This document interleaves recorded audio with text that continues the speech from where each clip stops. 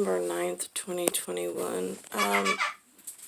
I'm in this at the moment.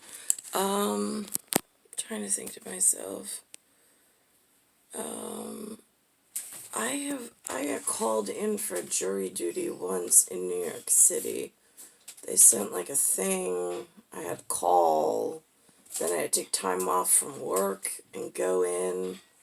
I think they paid me $40 a day, which was ridiculous because I lost more pay than what they actually paid for me to sit there in this whatever.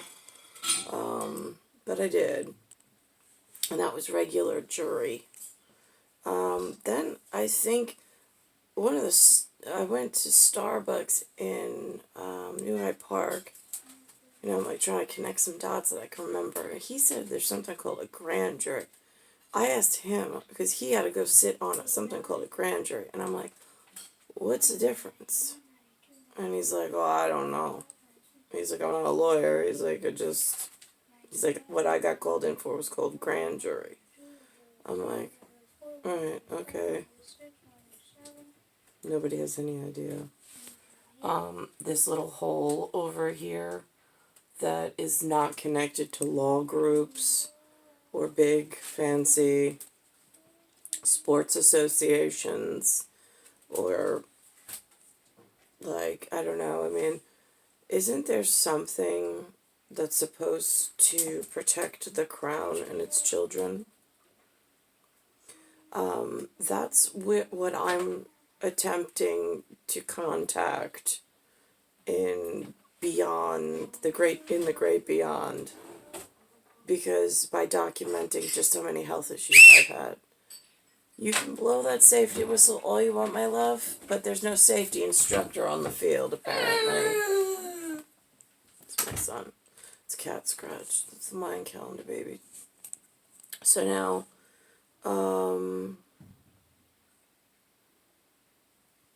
I don't know how to handle this, because SVU and TV World makes an attempt at doing something, but they don't really explain, and I don't really have the mental fortitude or interest in sitting there through all this garbage and nonsense. I don't like hearing about sexual assault. I don't like hearing about murder. I don't enjoy any of the nonsense the humans seem to, love to hear about. It's not my genre. Never has been. I stick with the cartoons, the kids, and psychologically appropriate numbness while I'm waiting for the man I was built for in order to return and to avoid being stuck in concentration camp, shock therapy, poisonous den, but yet here we are. I've been poisoned several times by the humans, and humans that I thought I could trust brought me into being poisoned purposely, both directly related and indirectly related to myself. So this has been the care of my person has been not a top priority for anything as far as I can see. I don't have sports connections. I don't have big banking relationships. I don't have reporting agencies or facilities. I don't know what a National Enquirer is. I don't know where you find a National Enquirer. Then it goes back to which nation. Like, where do they hide these National Enquirers? And then in North America, they make these things called tabloids that they sell at the drugstore at the front thing with all of the movie stars and music moguls and all the kids that got into these in vogue chic positions and clubs and whatnot while they just forgot I existed and that I was somewhat important to one man that I was built for. So now I don't quite know how jurisdiction, this word's jurisprudence, and there's grand jury. Now, I am concerned about my incidents in the park today and what Alexander's going through, and I can't see him and witness him, and I'm the only one who cares for him and would not stick him inside a poisonous relationship or decision. Whereas the thing with the cross or the lightning bolt on his head to mark the beast who raped me and then sent me in this direction and away from Niklaus. Right, he's not the best decision maker. And so now he's got my son who's different echelon of being completely. And he's allowing this relationship to go on. That's a problem. I only hear it through Alexander himself in the disgusting picture he shows me from the whore that's holding some kind of umbrella and has some kind of like sparkly on her glamour image. It's really gross. Let's think about this. So that happened.